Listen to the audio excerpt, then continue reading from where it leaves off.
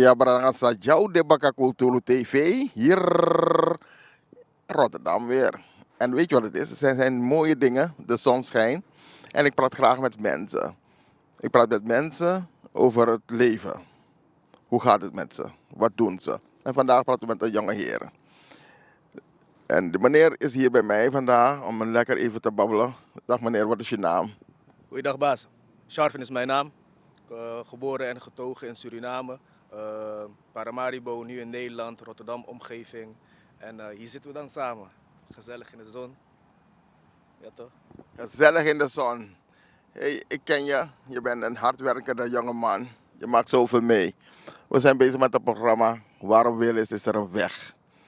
Wie ben je precies? Wat je zegt, inderdaad hardwerkend. Sinds jongs af aan geleerd van mijn ouders. Vanaf mijn 17 de eigen jobs gehad. 18e eigenlijk ingeschreven bij Kamer van Koophandel. Daarvoor wou ik eigenlijk de leger ingaan. Maar toen was de hele Afghanistan-tory om uitgezonden te worden. Dus de kans was groot. Dus familie zei alsjeblieft ga niet. Mijn moeder ging zeggen van ga nou niet. Omo was met een nieuwe job begonnen, ook voor zichzelf eigen bedrijf toch.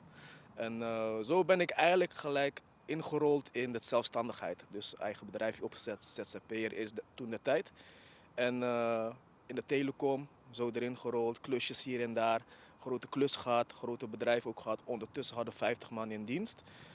Daar kon ik eigenlijk operationeel mocht ik alles gewoon doen met de opdrachtgevers en met de mensen en planning. En, Had jij 50 man in dienst? ja, samen hadden we. Samen met je oom? Samen met mijn oom. Klopt. En we waren gevestigd in Deventer, goede opdrachten, mooi groot alles, mooi pandje, gezelligheid. Iedereen was gewoon in een goede vibe toch.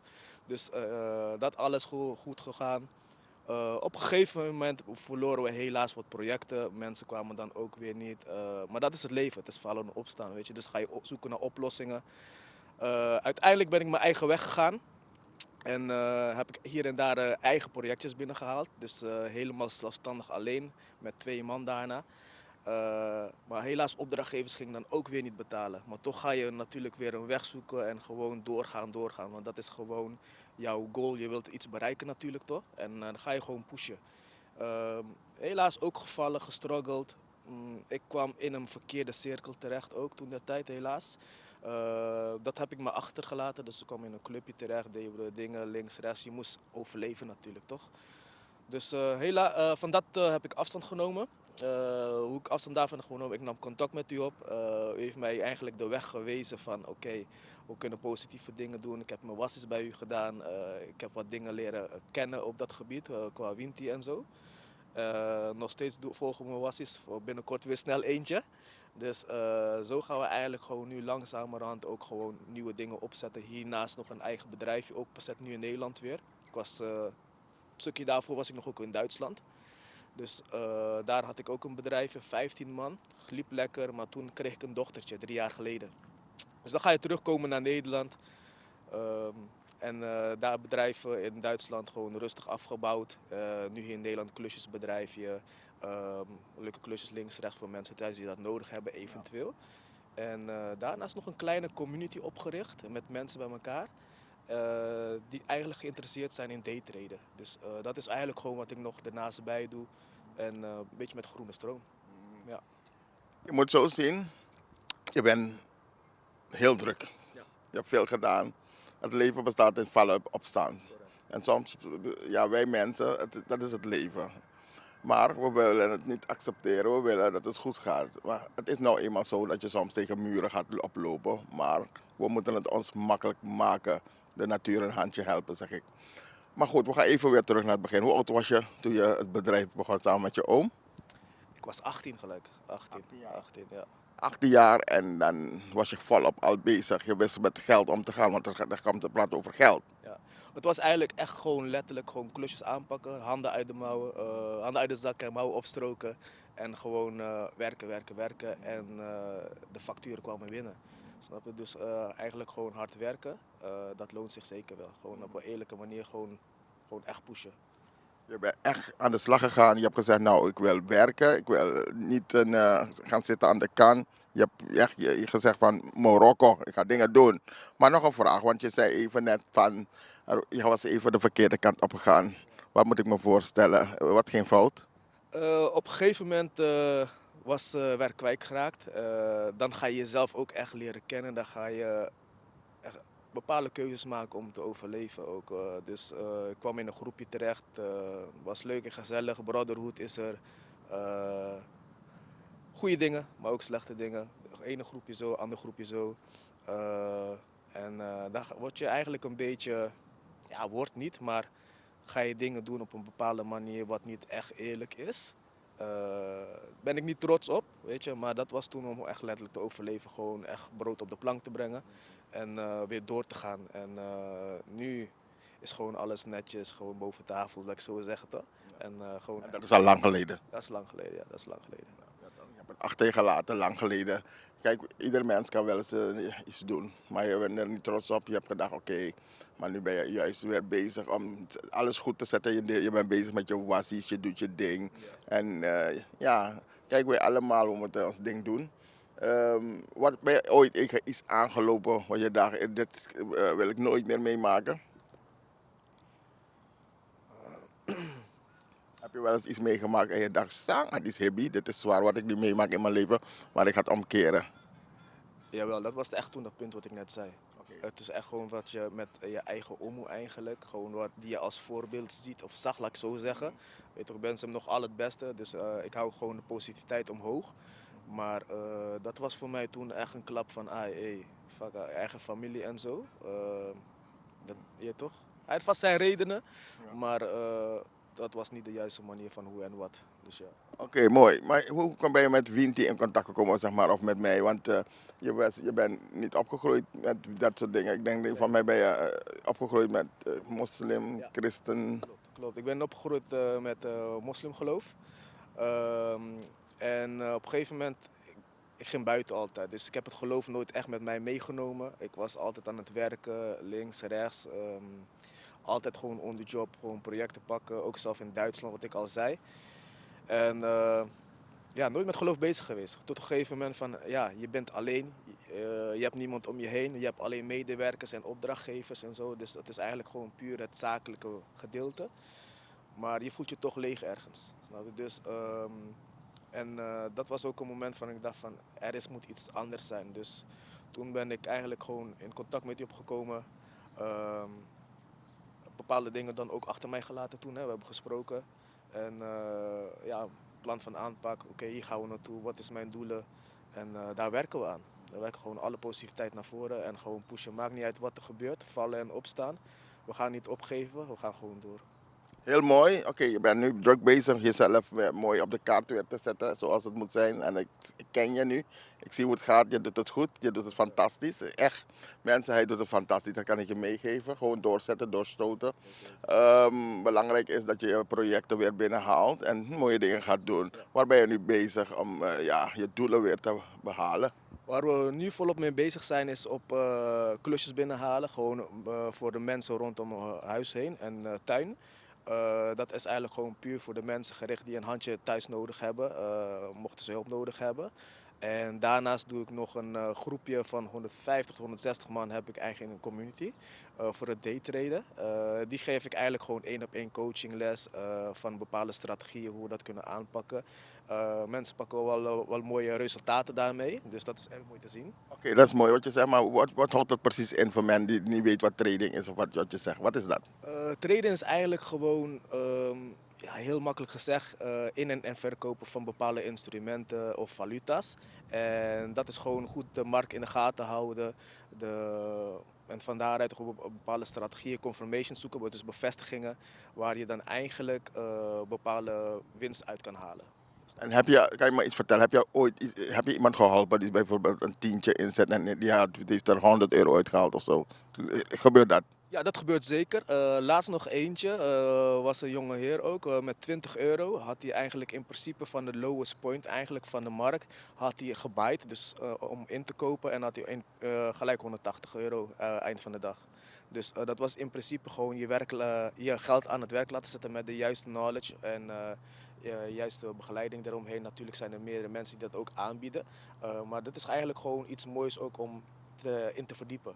Zodat ja, eigenlijk financieel afhankelijk kan worden, eigenlijk langzamerhand.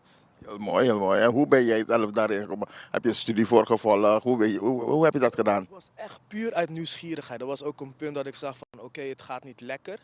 We moeten iets erbij gaan doen. Dus het is niet alleen traditioneel ondernemen, maar langzamerhand ook gaan kijken naar het digitale wereld. Want we leven nu langzamerhand echt in een mediawereld waarvan iedereen al zeg maar TikTok doet, Instagram. Dus echt gewoon digitaal ook geld verdient.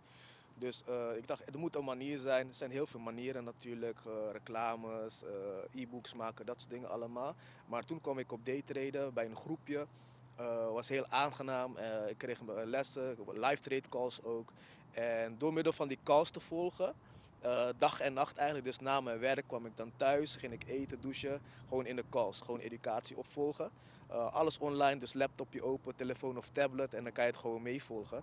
En zo is het eigenlijk gewoon blijven hangen. Dus het was echt gewoon hongerig zijn, dit willen leren en willen masteren ook eigenlijk.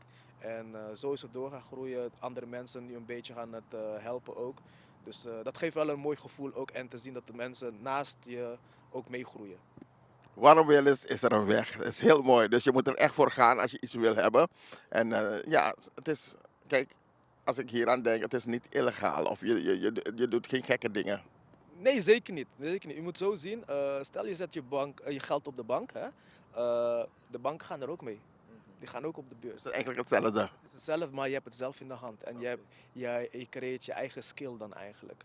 Dus als je dat eenmaal in de hand hebt, ben je je eigen bank als het ware. Geweldig, dit is goed nieuws. En jij bent iemand, vanaf je 18 bent werk je grote projecten gehad. Je hebt altijd goede dingen gedaan. Oké, het is wel eens, iedereen mens heeft dat het wel eens mis kan gaan. Maar je hebt het hersteld en je hebt mooie dingen gedaan. Je helpt anderen. En nu ben je met een groot project weer bezig. 150 man of zo onder je. Of zo. Ja, inderdaad. Dus dat is eigenlijk ook echt mijn doel om dat ook door te laten groeien. De mensen eigenlijk gewoon dag en nacht ook helpen. Dus van maandag tot en met zondag dan hebben we eigenlijk gewoon 1-op-1's ook. Wanneer de agenda daarvoor vrij is voor de mensen. En even kijken, dinsdag, woensdag, donderdag geef ik een live trade call uit, 7:30 in de avond. Dus dan zijn de meeste mensen ook weer thuis. Dan kunnen ze de laptop opgooien. Dan kijken we of er iets in de markt is op een bepaalde instrument of valuta. En dan leggen we dan gewoon langzamer uit, oké, dit zien we, dit is er aan de hand. We hebben hier een bevestiging, daar een bevestiging. Met een x aantal bevestigingen gooien we samen dan een trade uit. En dan nemen we die gezamenlijk met z'n allen. En dan vrijdag komen we ook wel eens bij elkaar. Dan is het eigenlijk gewoon niet traden, maar het is like trading knowledge. Dus dan in principe zijn we fysiek bij elkaar in een meeting en dan kunnen mensen vragen stellen, et cetera. Dus dat is niet online. Dan heb je meer de gezelligheid, de binding met elkaar. En dat vind ik gewoon super met z'n allen. Wauw, mensen, je ziet het hè. Waarom willen is er een weg. Dus, en deze meneer is goed bezig. Hij heeft, vanaf 18 is hij bezig. En hij zegt nou, ik wil het ook, ja, het moet goed gaan. Hij heeft ook het pad gezocht van, hey, wassies genomen. Hè, dat het goed blijft gaan. Dat er geen problemen zijn op zijn pad. Maar verder om ook anderen bij te betrekken, het mooie te gaan doen. Als dan dat ding is Bondroe, dat we met z'n allen ja, succes kunnen hebben. En dan kan je ook misschien je eigen bank zijn als je het goed doet. Als je geef je opleiding? Dat is nog in de maak, ja. Dus in principe kan er een cursus gevolgd worden tegen een kleine vergoeding. En van daaruit kan het in principe afgerond worden. Ja, zeker weten. Ja, ja. Dat zijn van die mooie dingen. Dus mocht je geïnteresseerd zijn, je denkt, hey, ik wil deze meneer spreken. Want je ziet het, de man dat im go per money, dus jouw lazy to geld, trek geld. Dus heb je geld, je denkt, oké, ik wil ook geld verdienen. Deze meneer wil ook helpen, wil bij je zijn. Heb je een klusje, hij doet alles, hij helpt, hij doet. En zo word je groot. Waarom wil is er een weg. Je kan blijven zitten, denk je, door. Het is een harde tijd, het is moeilijk. Maar er zijn do. En samen, op Bondroe, kunnen we veel meer gaan bereiken. Deze meneer zegt, oké, ik ben er voor jullie, ik wil ook helpen. Bel me gerust. Of, wat kunnen mensen je bereiken? Telefonisch via WhatsApp of dat is dan 0657 153 163. Dus nogmaals 0657 153 163. Ik heb ook Instagram, dat kunnen we misschien delen op de video dan. Of telefoonnummer ook.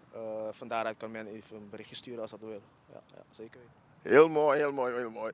En dat zijn die dingen, mensen. We blijven doorgaan en ik hou ervan om met mensen te praten. Heb jij ook een verhaal thuis en je denkt, hey, die wil ik ook delen? Bel gerust naar Culturo TV en dan kom je bij mij terecht. En dan zeg je, waarom wil is er een weg? Ik heb een verhaal. En dan kunnen we even jouw verhaal ook delen met de kijkers. Wil je nog iets zeggen? Heb je nog iets wat je wilt delen met de kijkers? Waarom willen ze weg, toch? Zo is dat helemaal. Ja, Bradangasa, dat is het ook alweer. Hè? Waarom wel eens is er een weg? Laat je niet tegenhouden en ga ervoor. En je ziet dat deze jongeman heeft het altijd gezegd. Ik laat me niet tegenhouden, ik ga ervoor. Hè? Natuurlijk zijn er soms momenten in je leven dat je denkt, het is zwaar. Maar waarom zou het zwaar moeten zijn? Het hoeft niet. Waarom willen is er een weg? Soms moet je dan, zo lees je hem tekwasis. Zo lees je bidden, blijven bidden. En elk geloof of wat dan ook, zolang je goed doet. Ik kost nou aan geloof. Ik zeg alleen, weet wie je bent en wat je wil. En als je bij mij komt, dan zullen we altijd kijken, hoe kunnen we je verder helpen. Voor Doro Pemus. Doro, waarom wil is er een weg? Goed mensen, dit was het ook alweer Cultuur TV speciaal voor jou hier vanuit Rotterdam. En wij willen graag met jullie praten. Blijf ons ook steunen door te abonneren en vertel het door. Goed, dankjewel voor het kijken en tot de volgende keer. Dag.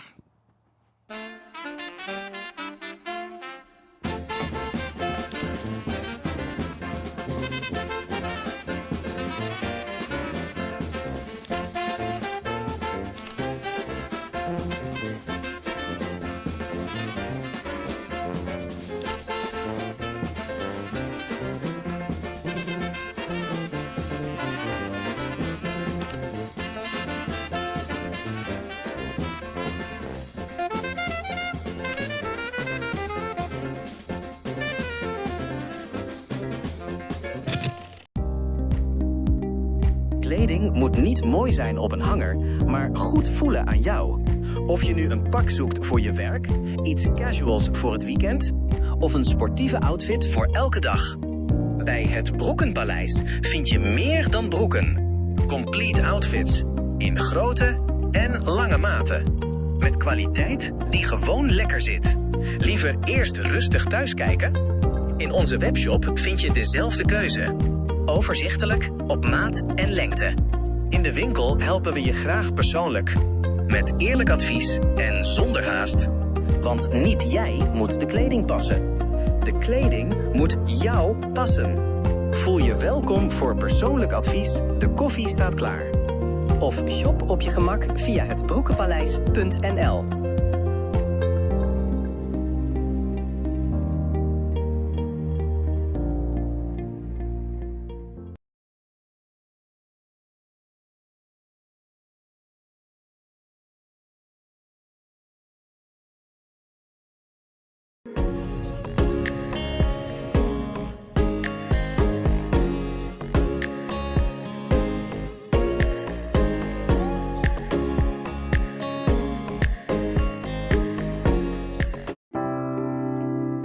Zorgen moet je doen, niet maken.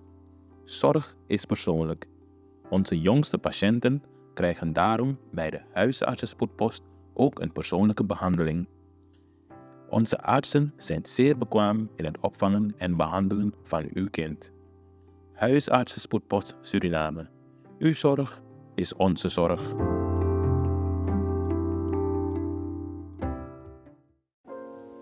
Xyla-Care is natuurlijke self-care, geïnspireerd op de rijke kruidenkennis uit onder andere Suriname. Voor vrouwen die willen herstellen, ontspannen en in balans komen in elke fase van het vrouw zijn. Of je nu net bent bevallen, je cyclus wilt ondersteunen of gewoon goed voor jezelf wilt zorgen. Xyla-Care is er voor jou. Onze pure kokosolie is perfect voor de tere babyhuid en de verzorging van moeders. Onze theesoorten en vaginale stoomkruiden brengen rust, reiniging en herstel. Gun het jezelf. Of geef het liefdevol cadeau aan iemand die het verdient. Xyla-Care. Pure aandacht met de kracht van de natuur. Bezoek onze website op www.xyla.care en volg ons op Instagram en Facebook.